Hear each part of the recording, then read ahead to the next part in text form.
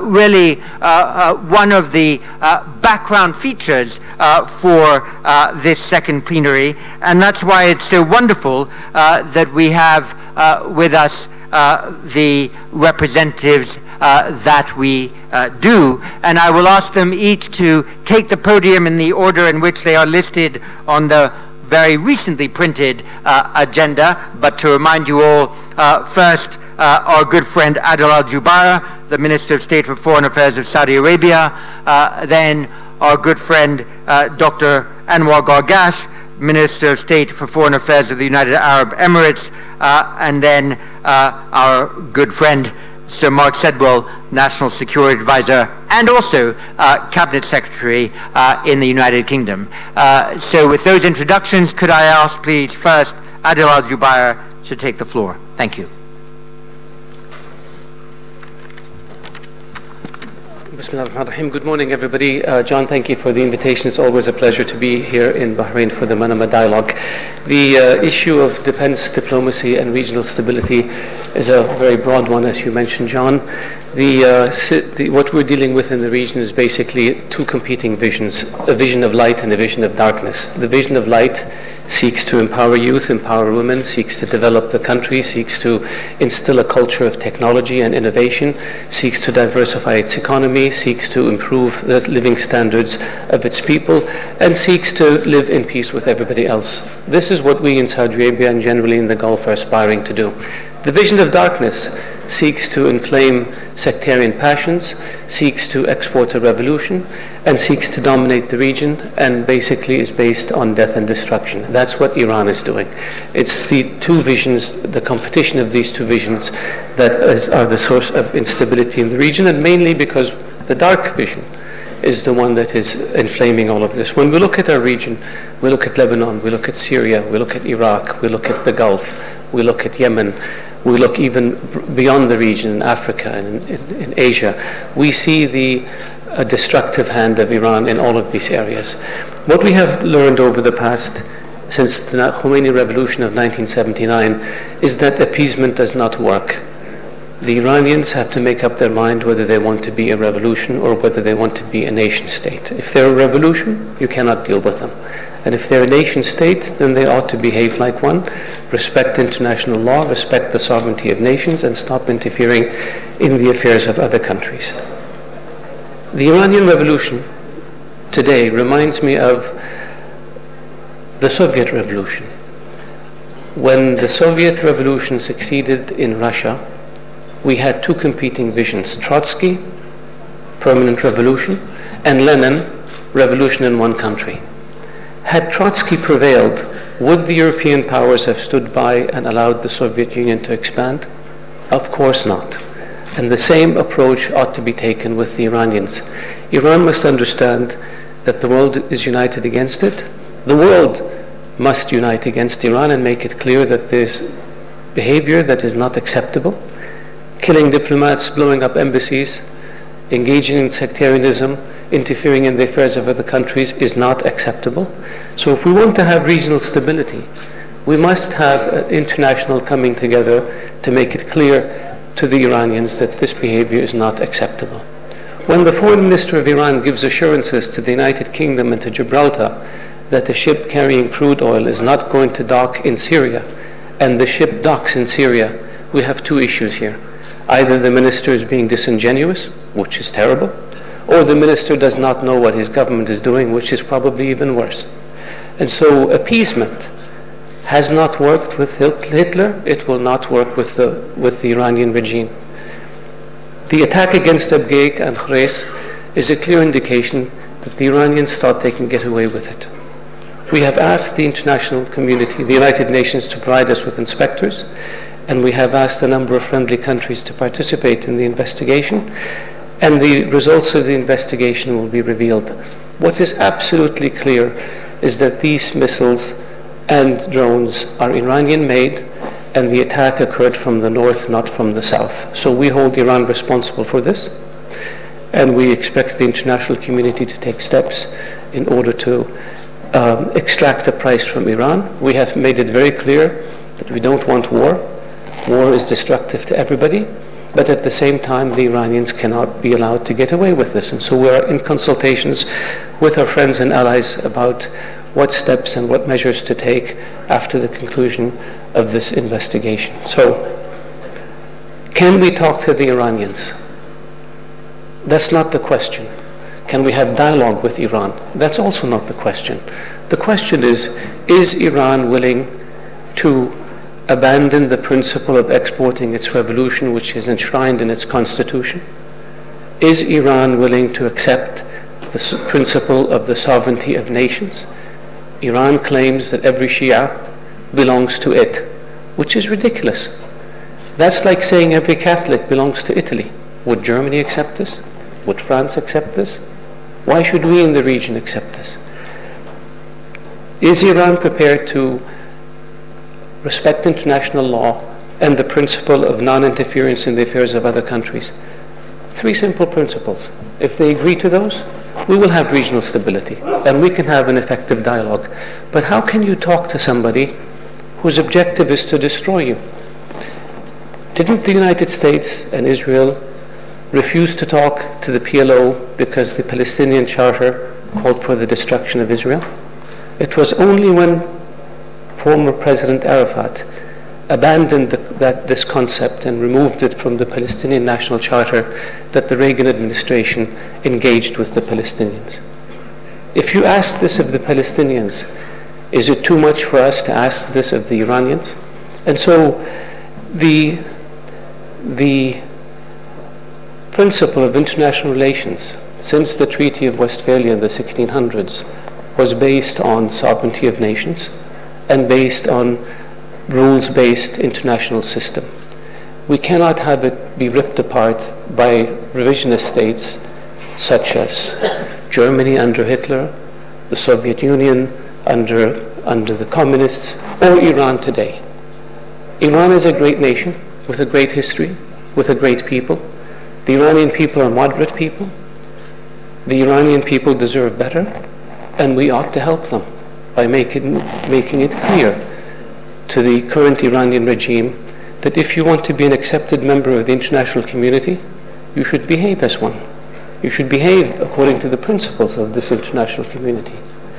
The thought that sanctions would be removed against Iran is ridiculous. Iran has done nothing to deserve this. So why are people thinking about this? The idea that perhaps engagement will cause the Iranians to change their behavior has not worked in 40 years. Why would it work in the next 4 years? So the key to regional stability is deterrence. The key to regional stability is a steadfast position by the international community to make sure that everybody has to abide by the rules of international law. That's how we can bring about a change in Iran's behavior. If Iran chooses to continue along its destructive path, sanctions should be increased, not reduced. And so we in the Kingdom of Saudi Arabia would love nothing more than to see Iran become an accepted member of the international community.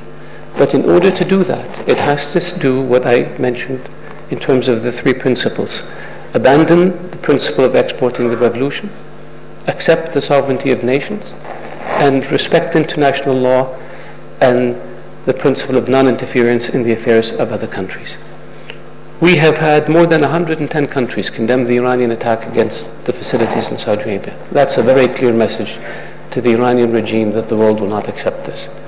We have had the chiefs of staff of 18 countries meet in Saudi Arabia recently in order to see how we can set up a principle of deterrence onshore and on sea. And we are working with our friends and allies in order to set up a system that would ensure deterrence in the Gulf and prevent Iran from engaging in another attack like this. I think I'll probably stop here and be happy to take questions from you. Thank you.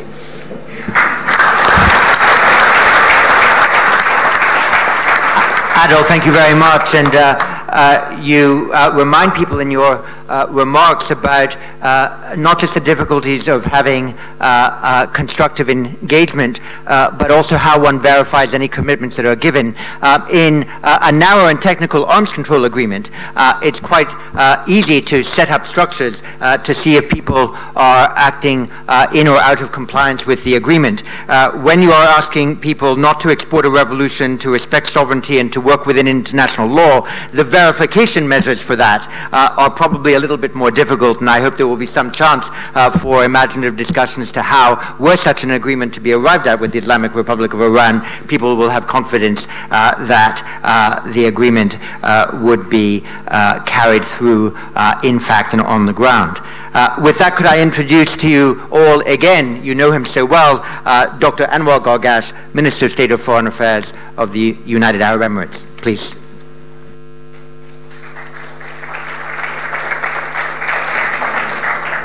Thank you very much. It's always very difficult to speak after Adil Jubair.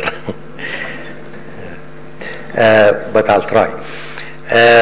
First of all, I have to say I'm very delighted to be here, the 15th IISS Manama Dialogue. This is really proving to be the most eminent, really, platform for regional strategic issues in the Gulf.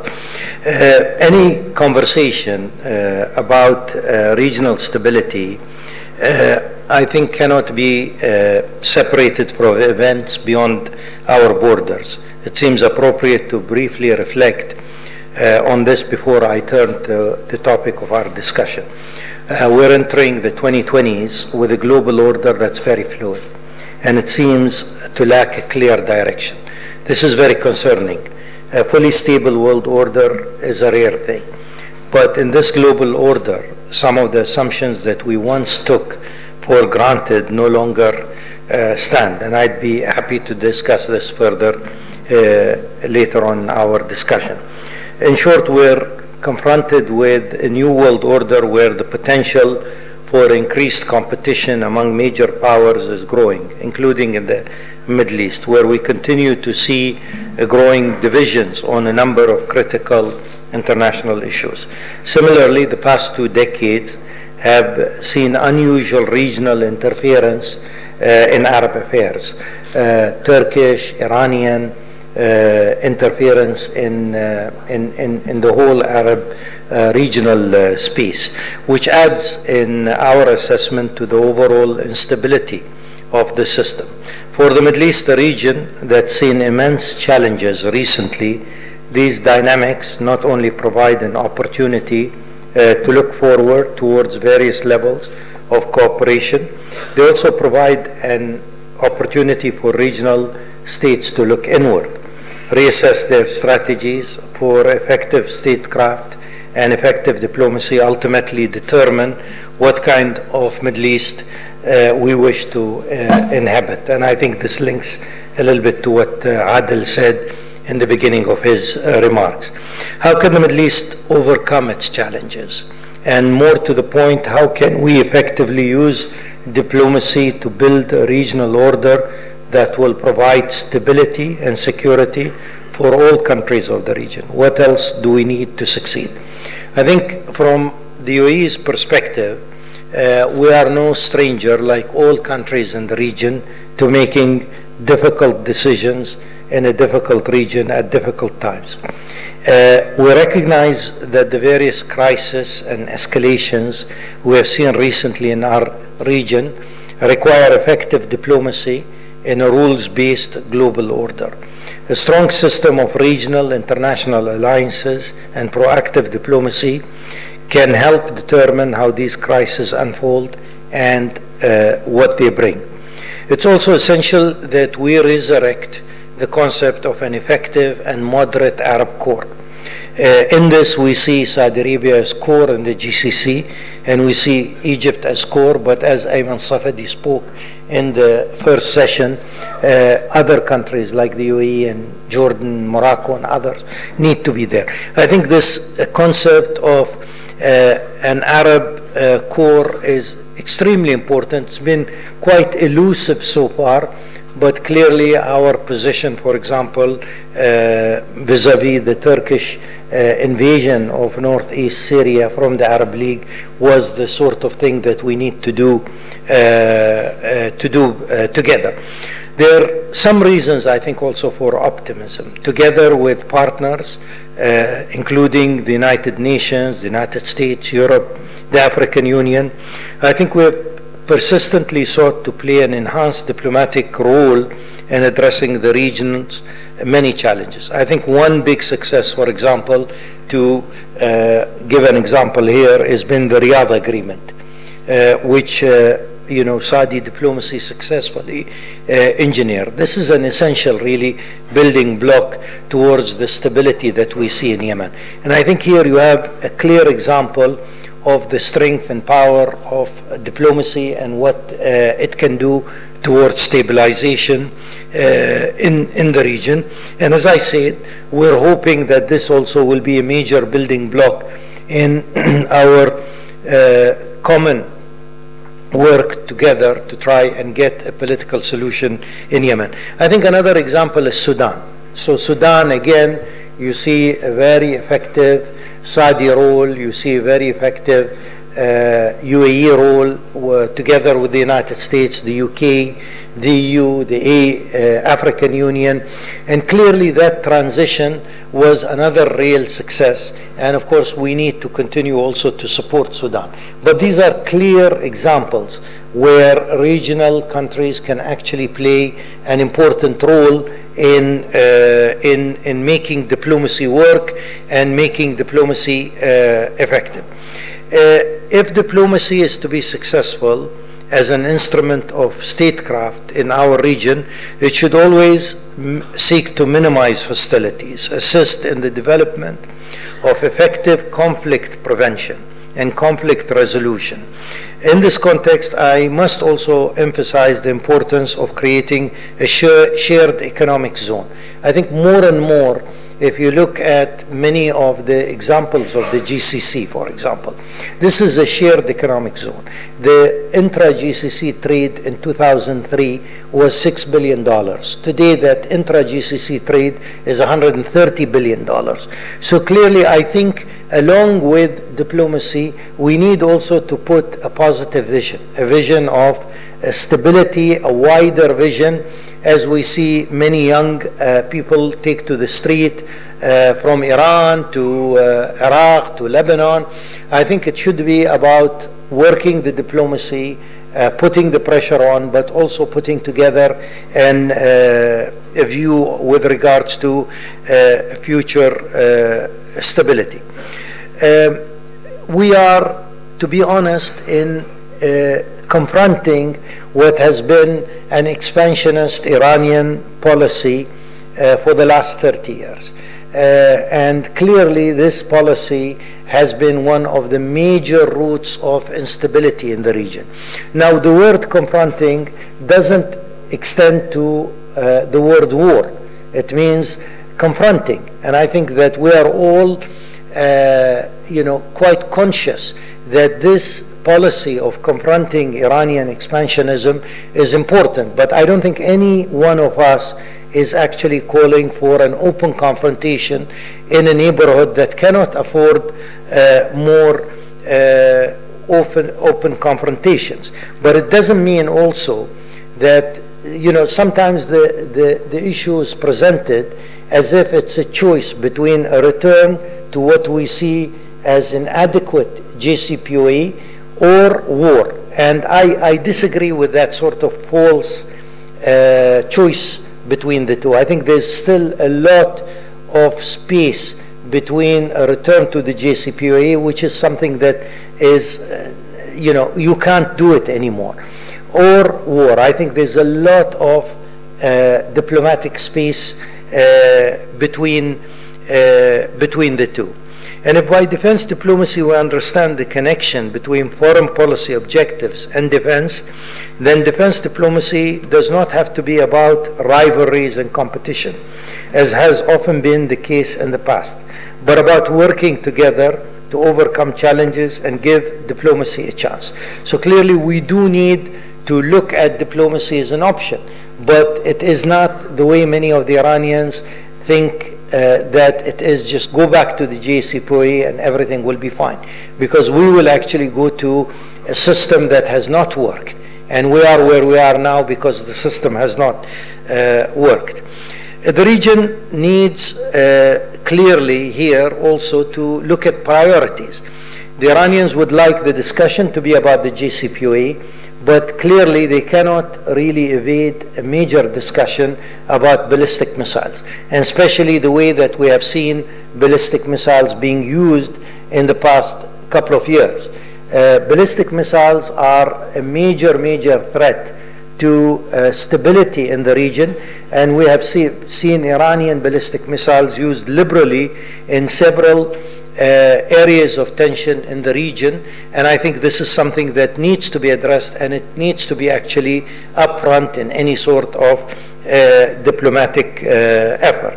In this fluid world, whether this be trying to contain Iranian interference, confronting the threat of terrorism and extremism, looking at Yemen, resolving humanitarian challenges, overcoming regional conflicts, we believe regional states must do their fair share in carrying the burdens of the region.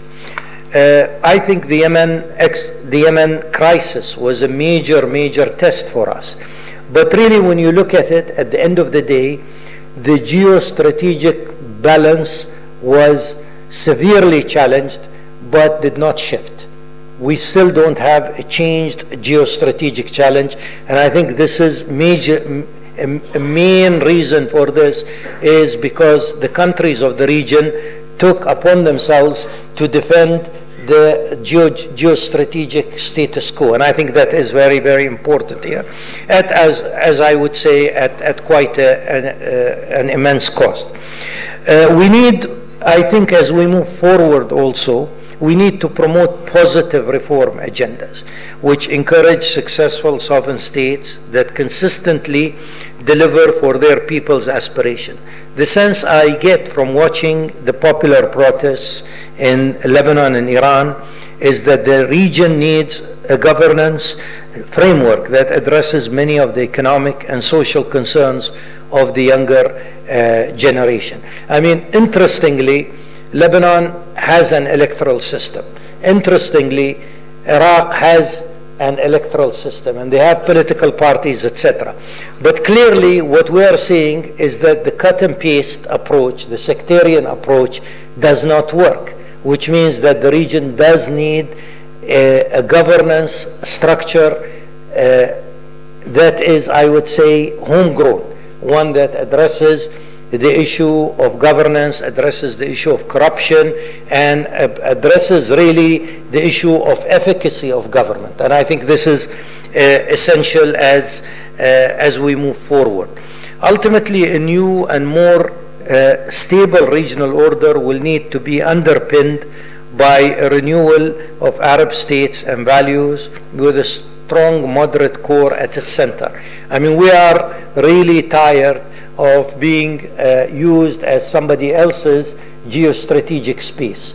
We are tired of being Turkey's geostrategic space. We are tired of being Iran's geostrategic space. And I think the only way to address that is for an Arab order that actually works better and rejects the idea that you sort of secure your influence and secure your security at the expense of Arab space. Let me be clear here, the Arab world must have strong states. As recent events have shown, we cannot afford to wait on moving forward on the fundamental priority of this region. Our region has suffered more than most from the impact of weak states. So clearly institutions are a major linchpin, really. I mean, when you look at today the crisis that we see in Lebanon, the institution of the military is essential in holding the country together, which has been driven, which is really breaking at the seams because of past sectarian policies and because of the inability to address really the needs of a much more modern, much younger demographic really in providing opportunity and so on and so forth. So strengthening the role of the state is critical, not only for creating a more stable regional order,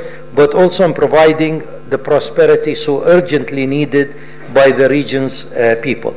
In this effort, it is essential that the international community support the role of moderate countries in building this vision. Regional countries must be allowed to follow their own path to develop their own solutions. I close by saying I don't underestimate the difficulty of the task. Building this new regional order will not be without its challenges, nor will it come without periods of crisis or dysfunction. However, if we do not strive to achieve a more positive vision, we will never unlock the full potential of the region, as we will need to take further actions in support of regional stability in the months ahead. I think for us, the UAE, we are a willing partner, but clearly we are a mid-sized state in a very difficult region, and we clearly understand the importance of building Arab alliances, regional alliances, and of course keeping and strengthening our international alliances. Thank you very much. Shukran jazeelan.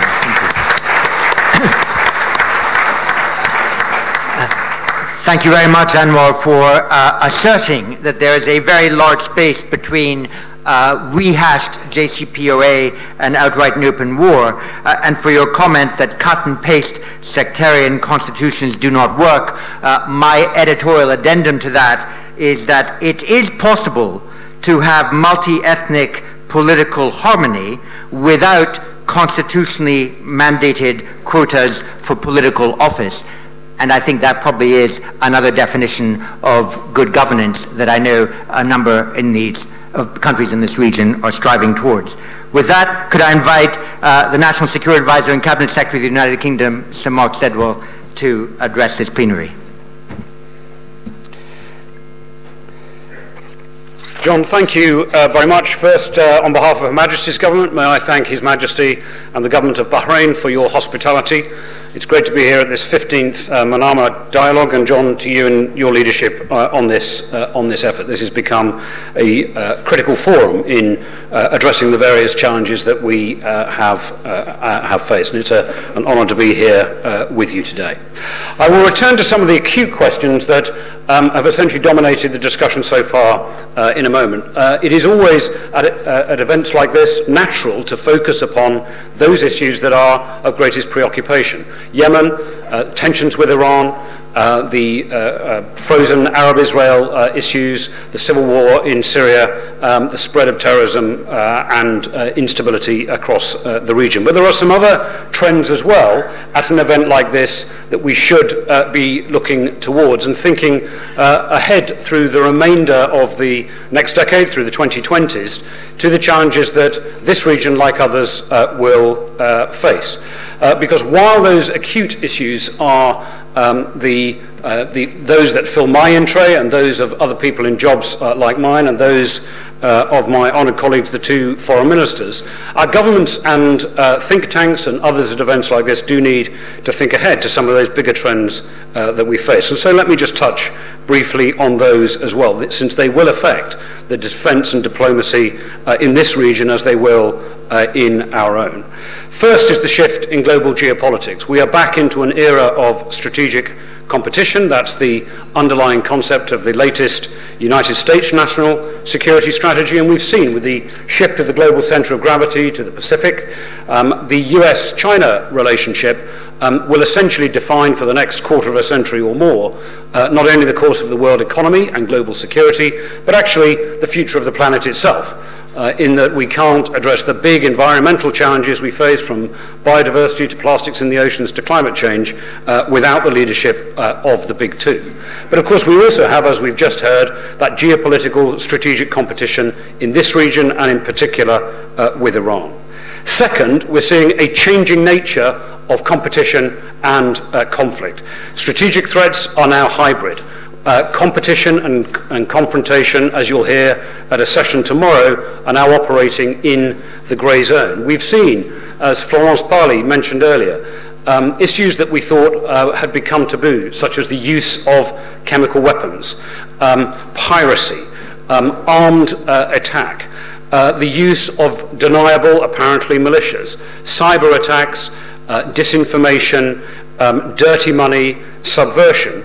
Activities that we had hoped with the end of history had died out are back and alive and well. And in this era, reinforced by not plausible but implausible deniability.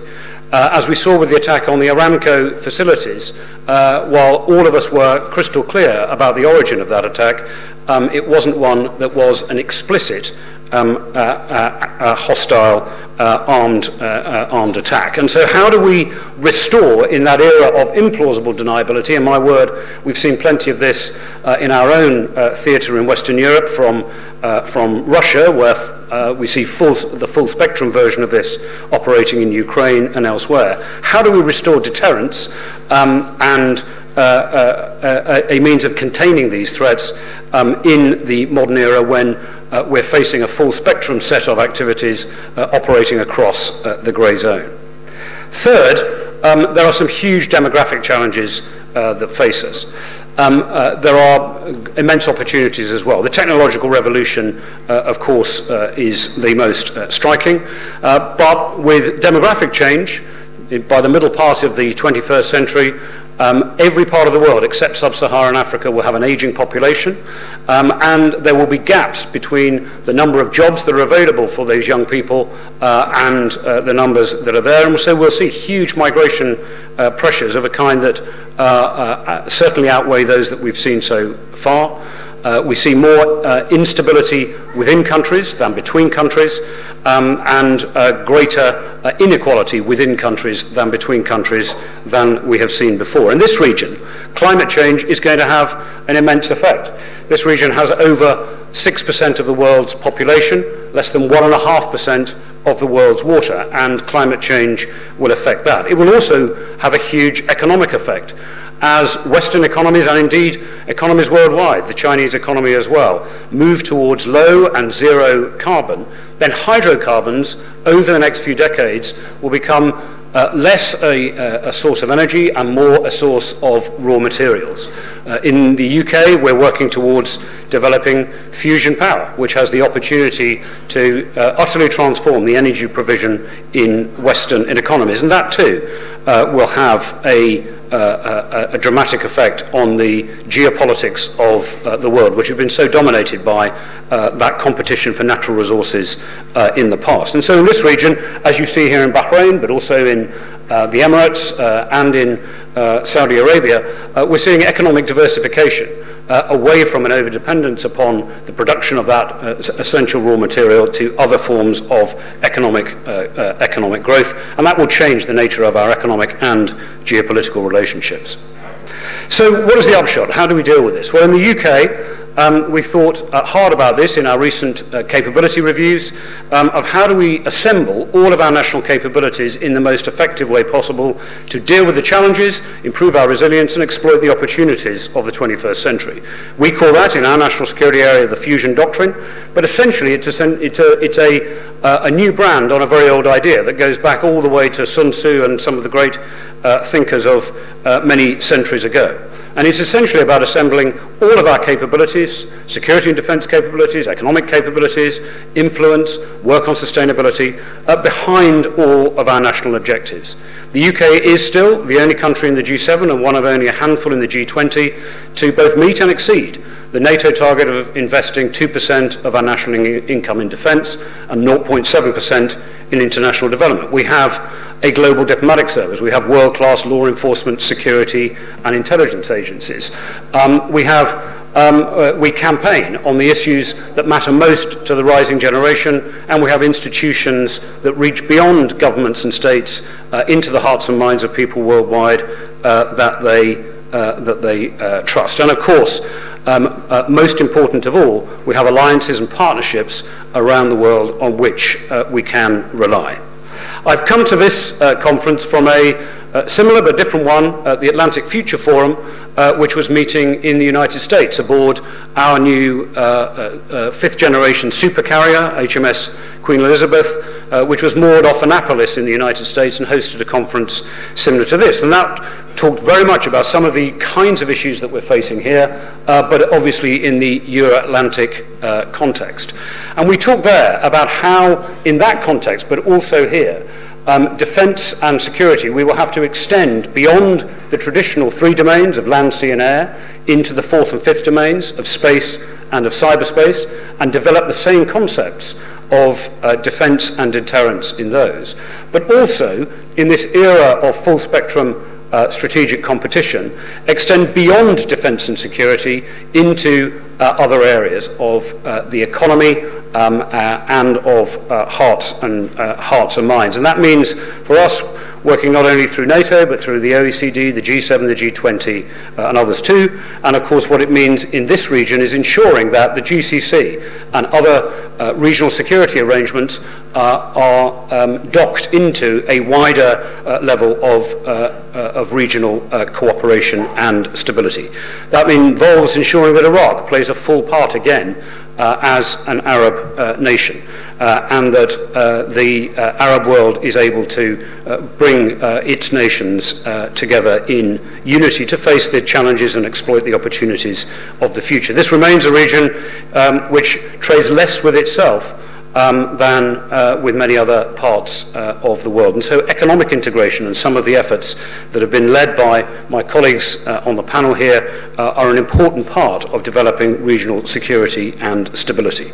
And we look forward to the Saudi presidency of the G20 as an opportunity to advance that agenda.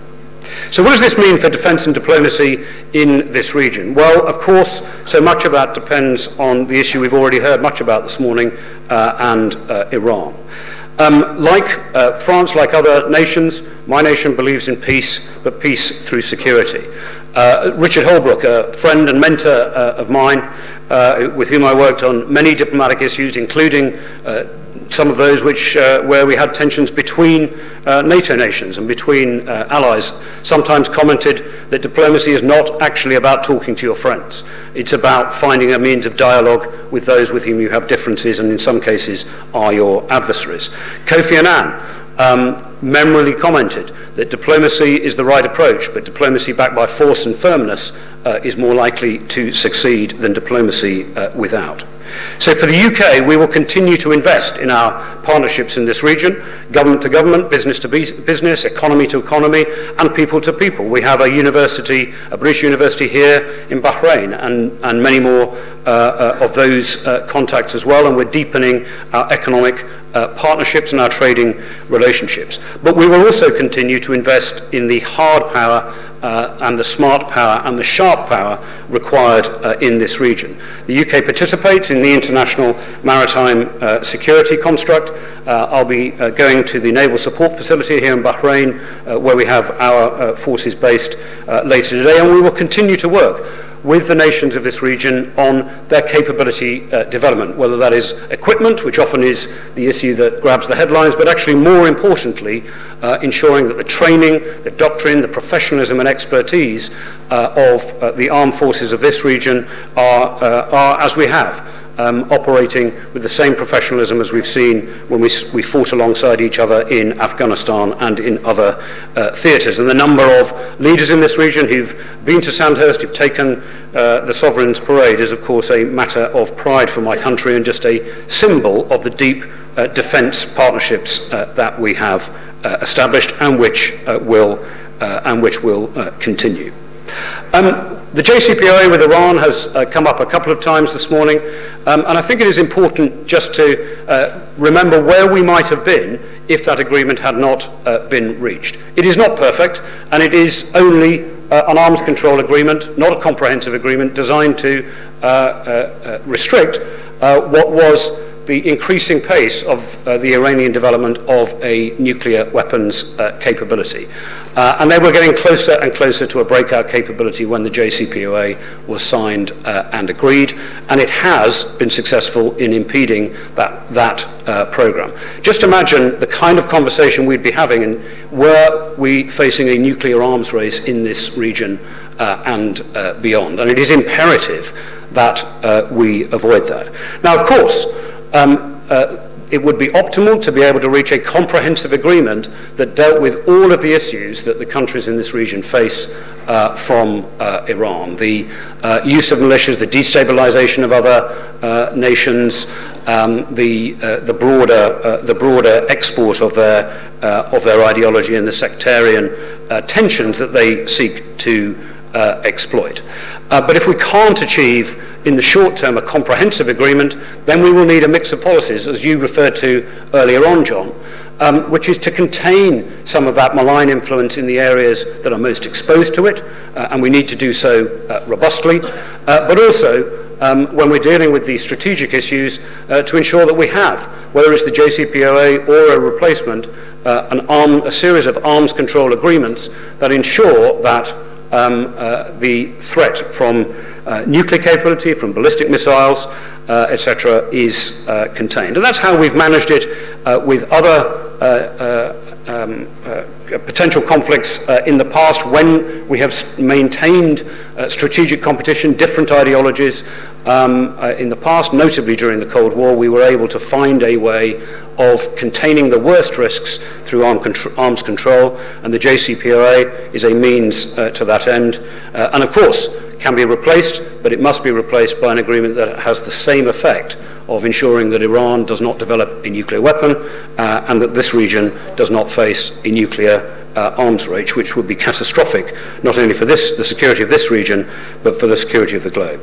So let me conclude by reiterating the UK's commitment to the security and stability of this region, our investment in the defence and capability of the armed forces of our partners and allies here, our commitment to maintaining our presence to ensure the freedom of navigation in the Gulf. We've had several frigates involved in that operation, and that will continue. I would expect to see one or more of our carriers regularly in this region when they become operational in the next year or so, at the heart of allied carrier strike groups, but also on that platform of deeper defence and security cooperation, the broader people-to-people, business-to-business, government-to-government cooperation on which true relationships and friendships that endure are founded. Thank you very much.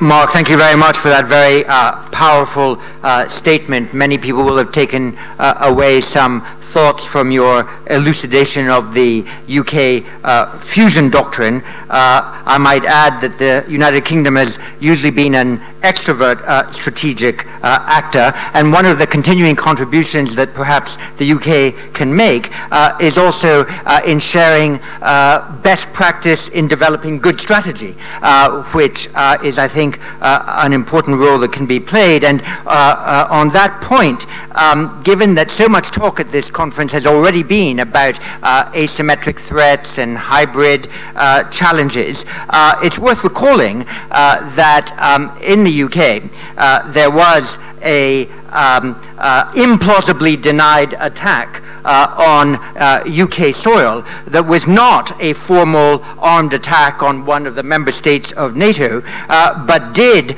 threaten the security of the United Kingdom, and it fell in not in the famous Article 5 contingency of NATO, but in the Article 4 contingency that allowed the United Kingdom quickly to whip up diplomatic support and renounce the Russian activity. And perhaps one of the strategic best practices that could be shared with this region is how does one develop Article 4 type thinking in the Gulf, and then be able, at equal speed, to be able to assemble a coalition of the willing proportionately to respond to such an implausibly denied but nevertheless security challenging attack.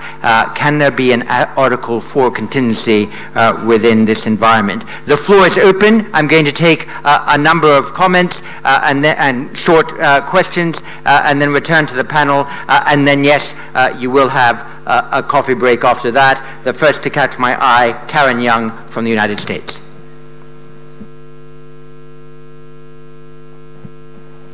Thank you very much. My question is for His Excellency, Dr. Gargash. The United Arab Emirates has always been consistent in its understanding of the nexus between development and security and has devoted a lot of its foreign aid and foreign investment to that priority. I wonder if you could tell us what are the current geographic priorities for the UAE, and how do you prioritize given limited resources? Is it the Sahel, Egypt, Pakistan, Libya, Yemen, Horn of Africa? There's a wide spread of resources currently. And how would you make that effort more multilateral? In particular, in my view, the United States right now is not very understanding of that nexus. So how do you draw support? Thank you. Thank you. And from the Netherlands, Adnan Hassan. Thank you very much. Dr. Gargash spoke about shared economic zones and touched on youth. And it seems to me that the region has one of the highest percentage of youth. And economic diplomacy is, in fact, might even be more important for regional stability than hard force. The Kingdom of Saudi Arabia, of course, at 782 billion, is at the heart of the GDP in the region, and with the G20 and reform process is very key to the future. How do you see the vision for a regional economic order playing out, and how do you see both the Kingdom of Saudi Arabia and the UAE playing a role in that? Thank you. Thank you very much. And also from the United Arab Emirates, Ebtesam Al Ketbi, please. Thank you, John. Ebtesam Al Ketbi, مركز الإمارات للسياسة. I come from the Emirate Institute for Policies.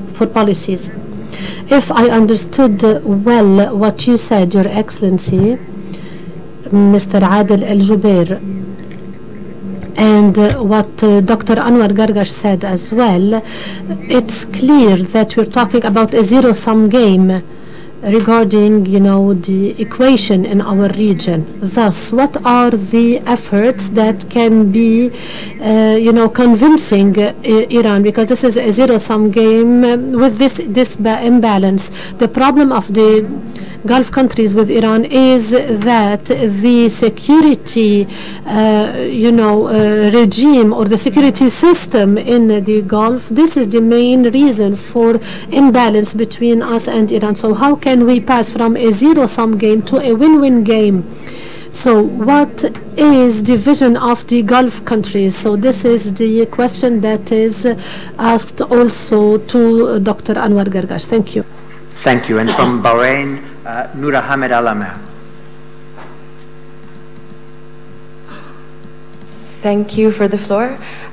Just to let you know that my intervention is going to be slightly longer than the others because it's just very enlightening, and I just want to thank the panelists to start for the open way of speaking today. And thank you, but make your intervention crisp.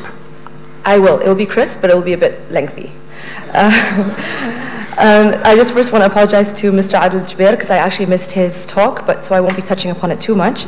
However, just to introduce myself, I'm Noora Al Amer. I represent the Supreme Council for Environment, where my work primarily concerns climate change and sustainable development. I'd like to talk about something near and dear to my heart, which is sustainability.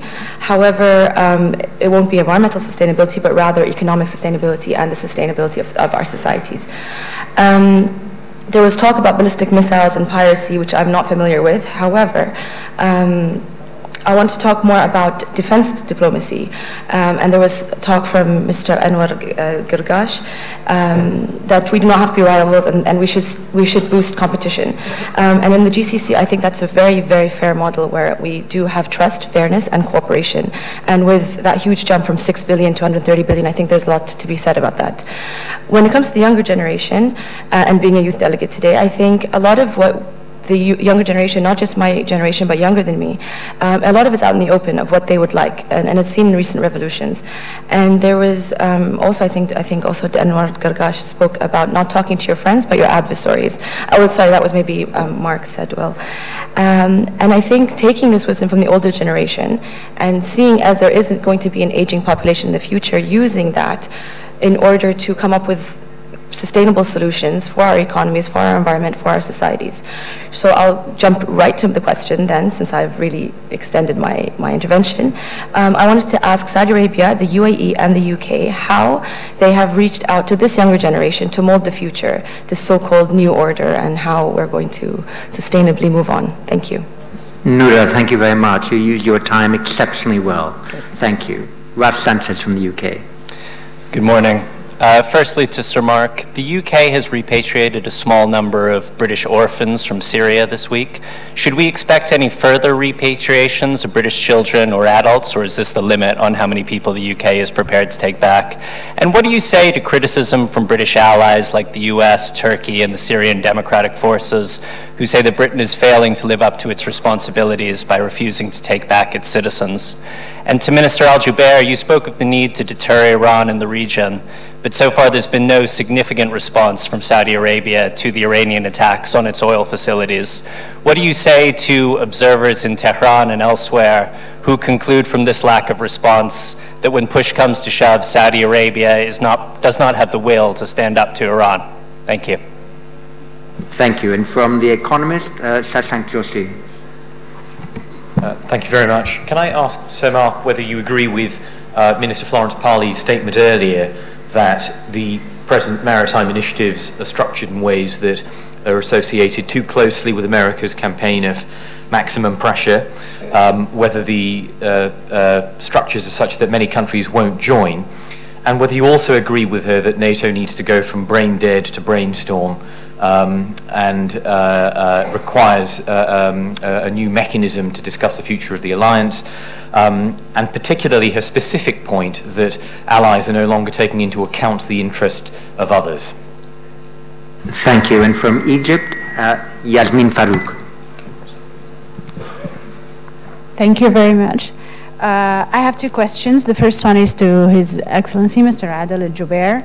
I would like to actually build on the Chairman's question about what concrete steps would you like to see Iran taking to start building confidence measures with the Gulf countries, and the other question is where, so what step and where, in which file, in which country. The second question is to His Excellency Mr. Gargash about this Arab Corps and the need to build Arab solutions to Arab problems. So my question is, do you think this means building on existing projects that have failed to develop into something more effective, or actually starting over or initiating new projects, such as, for example, the current project for a Middle East strategic alliance, but that also involves the United States?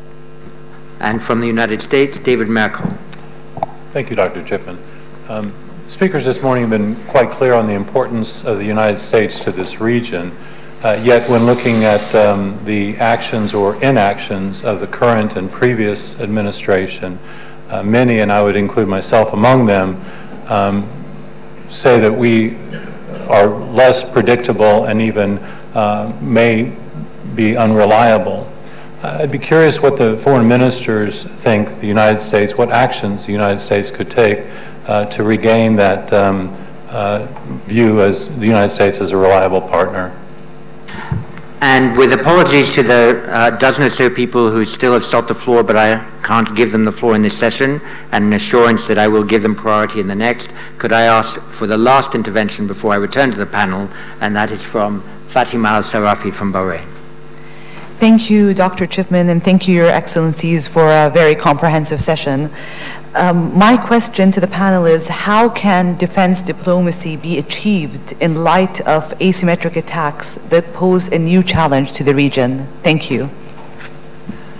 Thank you very much. So I'll ask each of the panelists to take a couple of minutes to respond to the questions posed to them, and generally, and I'll do it again in reverse order if I may. So I'll call first on Sir Mark Sedwell, then Dr. Anwar Gargash, and we'll conclude with Minister Adel Al-Jubair.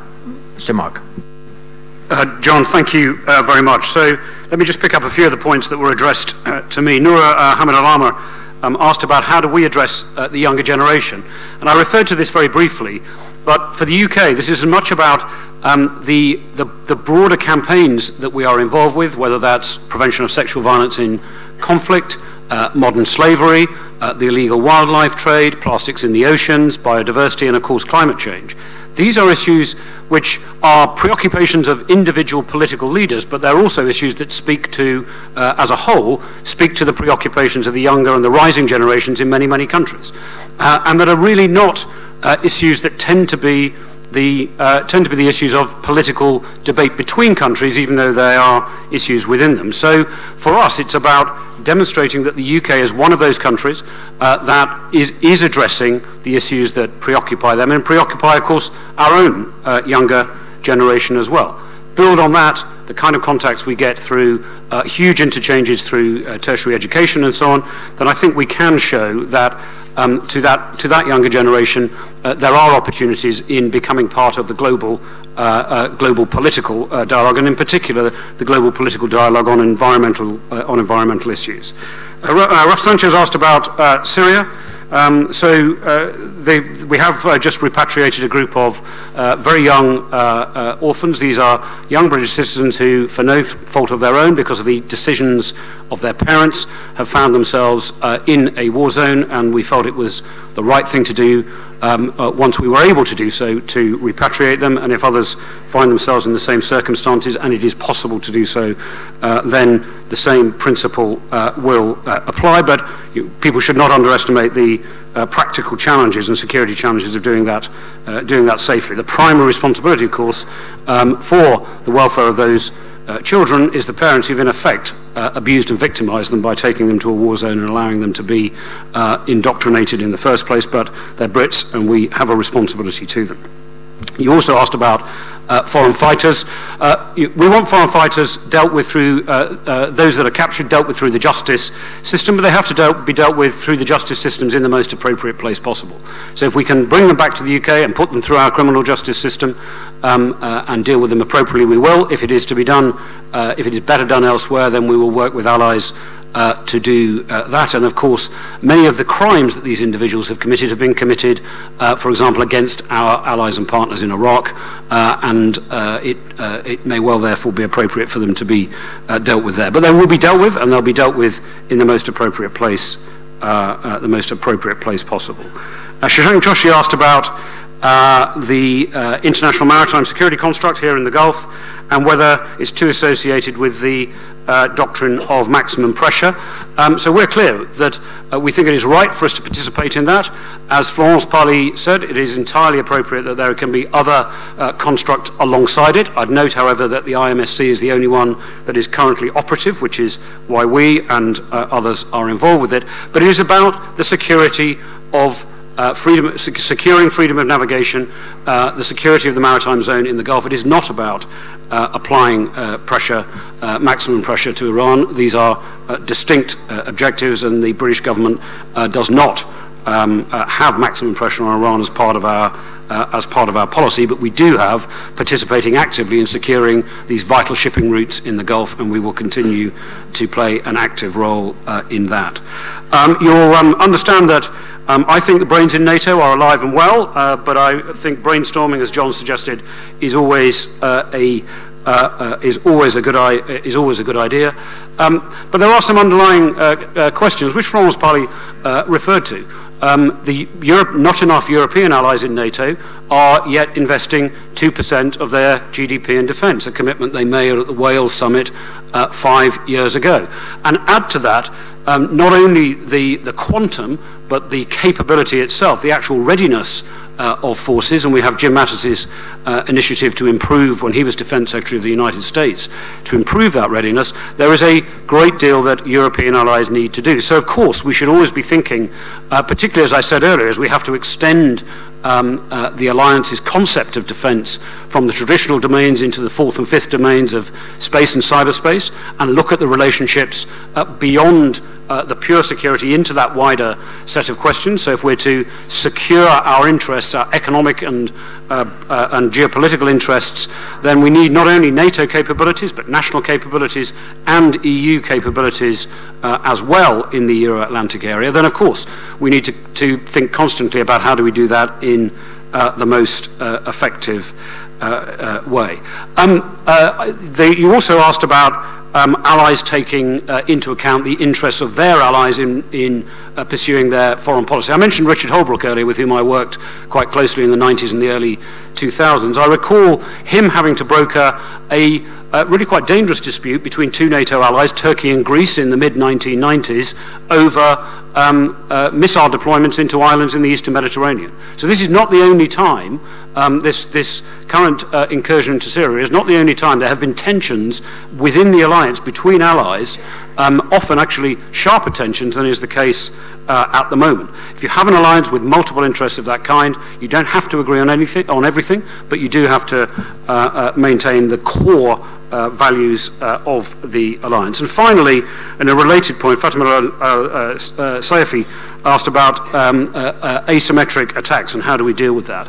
Well, John mentioned earlier how we dealt with the chemical weapons attack in Salisbury, and to some extent that's what the UK's fusion doctrine is about. But let me, if you take our label off it and think back to several thousand years ago and to Sun Tzu, who made the point that you should choose the battleground on which you fight. You don't choose the battleground on which your adversary wishes to fight, because that, if they're smart, will be the area that they are strongest. You choose the battleground on which they are most vulnerable and on which you are strongest.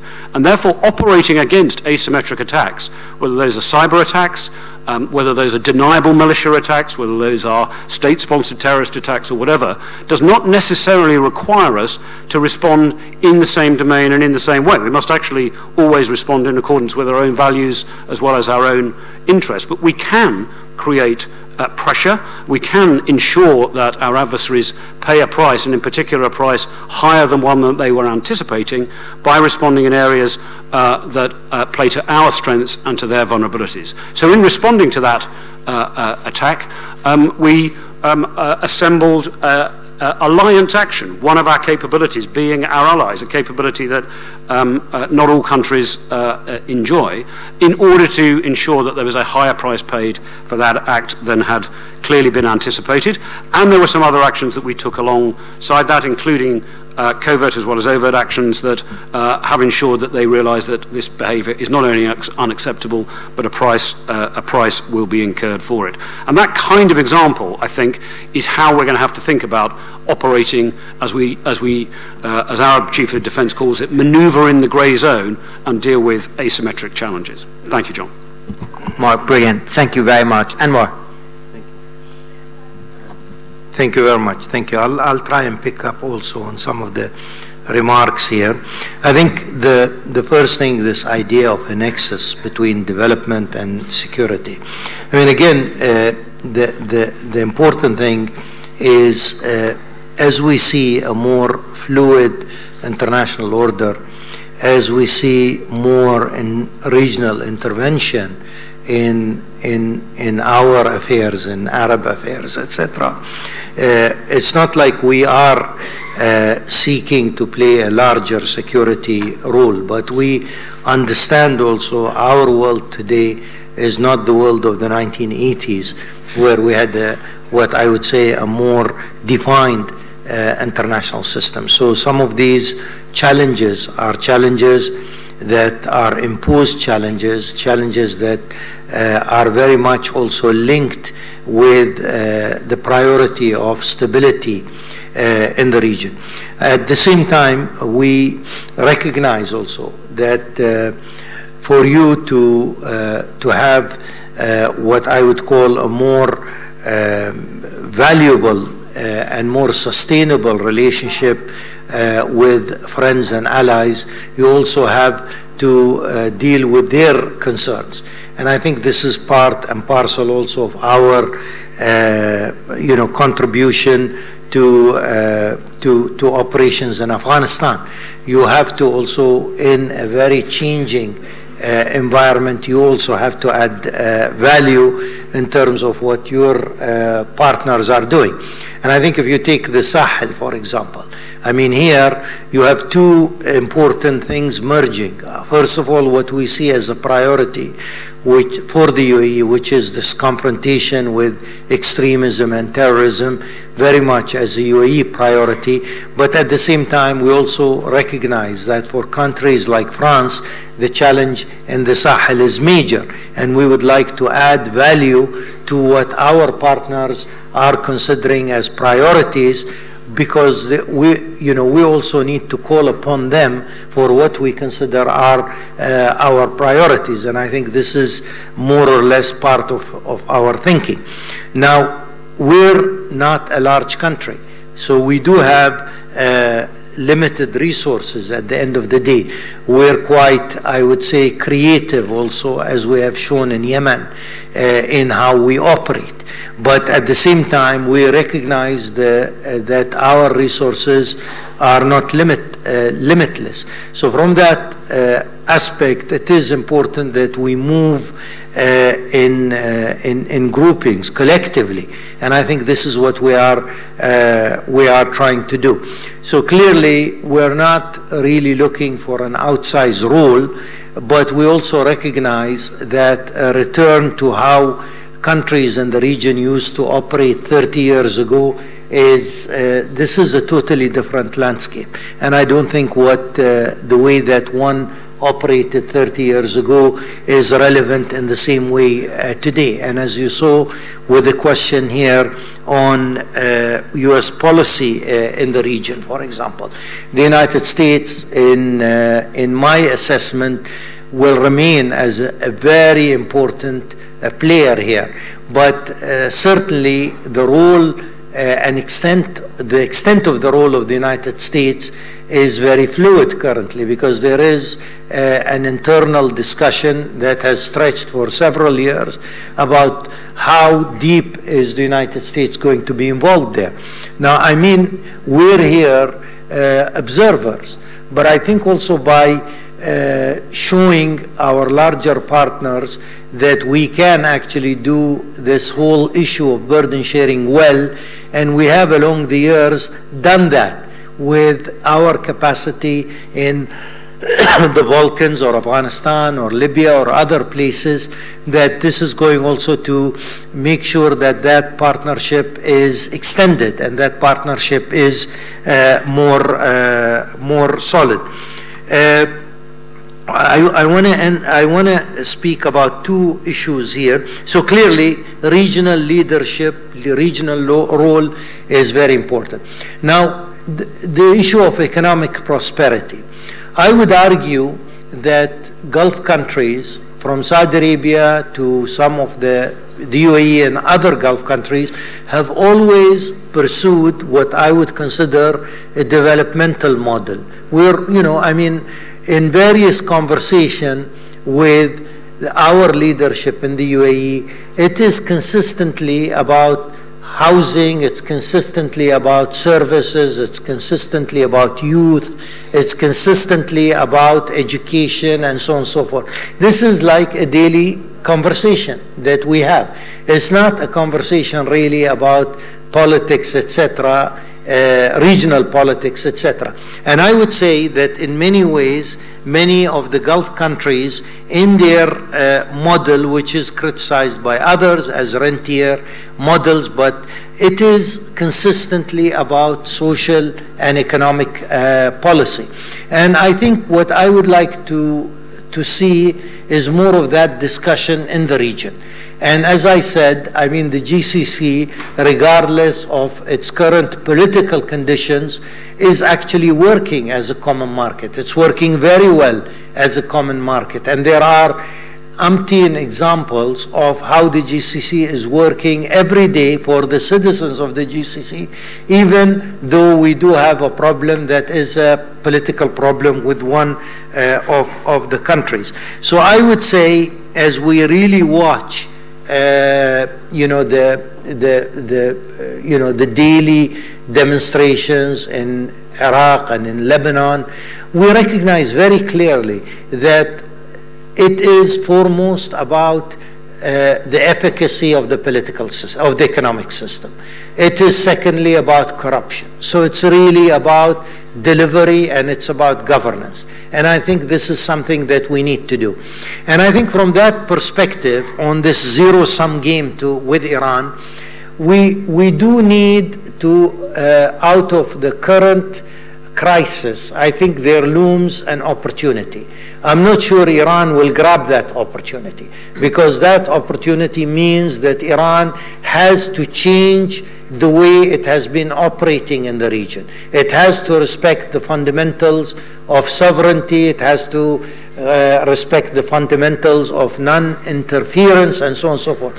But on the positive side, what we need to offer, but we have to talk first about stability, about being more of an ordinary region in its state-to-state relationship. And I think right down there in that vision, we need to come and look, and that is really the carrot in any sort of looking forward 20 years down the road, of a region of economic prosperity that is Arab-wide, but that can also include other countries in the region. I feel we are far away from that still, but I think that discussing that will also show that this is not really just a game of politics where it's about how much you win, how much you lose, but it is also about how much we all win together. And I think this is the only way that we can break the zero-sum game that Dr. Ebtesam Al Ketbi spoke about. Thank you. Dr. Anwar, thank you very much for that last encouraging visionary point, and also for asserting the intimate relationship between good governance and security, and reminding us that alliance cohesion means respecting the priority of others as you demand or seek their respect for your own. Final word to Adel Jubair. Thank you, John, and thank you, everybody, for the questions. I'll start with, there were a couple of questions about Iran and about how we switch from a zero-sum game to a win-win game, as well as what concrete steps the Iranians can take and where. Very simple. The Gulf countries have not escalated in order for us to de-escalate. All the escalation has come from Iran. We didn't attack their embassies, we didn't kill their diplomats, we didn't sponsor terrorist groups inside Iran, we didn't recruit militias inside Iran. So it's really one-sided. And it's up to the Iranians to decide if they want to move towards a situation in which everybody benefits. How can we measure this? Very simple. We measure it by their behavior. Stop supplying terrorist groups with ballistic missiles and funding and training. Stop setting up militias, sectarian militias in other countries. Stop planting terrorist cells in other countries. Stop threatening freedom of navigation in the Gulf. These are all very, very easy to verify. That's how we judge whether Iran's behavior has changed or not. There was a question about youth. Saudi Arabia's population, 70% of which are under the age of 30. That is why the kingdom has launched Vision 2030 under the leadership of His Royal Highness the Crown Prince. The idea is to diversify our economy, as I mentioned, open up new areas for investments, recreation, entertainment, tourism, mining, instill a culture of innovation and technology, empower women and youth, open up the public space for people so that we provide opportunity for our young so they can realize their hopes and their dreams and their ambitions, and in the process make us a more prosperous and a stronger nation. That's the objective that we're talking about. And what Dr. Anwar talked about with regards to the commitment and preoccupation of our leaders with the welfare of our citizens is something that I totally share. The idea is, how do you take your country to the next level, and how do you improve the living conditions of your citizens, and how you provide opportunities to them. And I believe in the Gulf we have succeeded very well so far, and I believe that in Saudi Arabia with our Vision 2030 we will succeed even more, God willing. There was the issue of the lack of response from Saudi Arabia. We have made it very clear that Iran is responsible. We have made it very clear that we will take our time and make sure that we investigate the incident completely so that there is not a shadow of a doubt as to who did this and from where they came. And we have asked the United Nations and other countries to provide us with experts to look into this. We are consulting with our allies and friends with regards to the measures we should take in response. I would say we have been strategically very patient. And we will make the decisions when the time comes and when the announcement is made. We will be very deliberate, and we will be very effective, and we want something that works. We have said all along we don't want war. And so to jump into war very quickly is not a rational position. So we're looking at this, and we expect that the international community will move with us in ensuring that Iran is held accountable, and there are consequences to Iran for the actions it took. There's a question of the U.S. allies and how we view the U.S. and the idea of the U.S. being or retreating from the Middle East or not being dependable. We don't agree with that. We believe that the United States is a very dependable ally. We believe the United States has been a dependable ally for the last 7 decades. America has interests. America makes decisions. A few years ago, there was the famous pivot to Asia. What has happened since? American military presence in the Gulf increased, didn't decrease. American supplies of sophisticated technology and weapons to the GCC countries increased, didn't decrease. America is involved in the region. We don't see an American withdrawal. There's a desire in the US historically to try to retreat from the international scene, but that desire is not reflected in America's posture. The US, and rightfully so, asks its allies to share the burden of defense, and we in the Gulf have more than carried our weight with regards to the US. The US is involved in the region because the US is the world's sole superpower, and it's the largest economy in the world, and it has interests all across the globe. And any instability in one end of the world is going to have an impact on American interests, whether they're commercial or whether they're strategic, and that's why the US is involved in the international affairs, and that's why the US will continue to be involved in international affairs. So we have no doubt about America's commitment. The other issue is how do you achieve defense if in light of asymmetrical warfare? Very simple, by giving up on appeasement and making it very clear that even asymmetrical warfare is not acceptable. If the international community stands shoulder to shoulder and makes it clear to the Iranian regime that this behavior is not acceptable and that there will be consequences for its actions, that's how we bring about change. Thank you. Hello, thank you very much. Well, we have had sharp declarative sentences, zero question avoidance, and multiple policy suggestions. So I think that's a successful morning. Please do take your coffee break now. Return by 5 minutes to 12. You have 25 minutes. And as you stand, do give an ovation to our 3 panelists who've spoken now.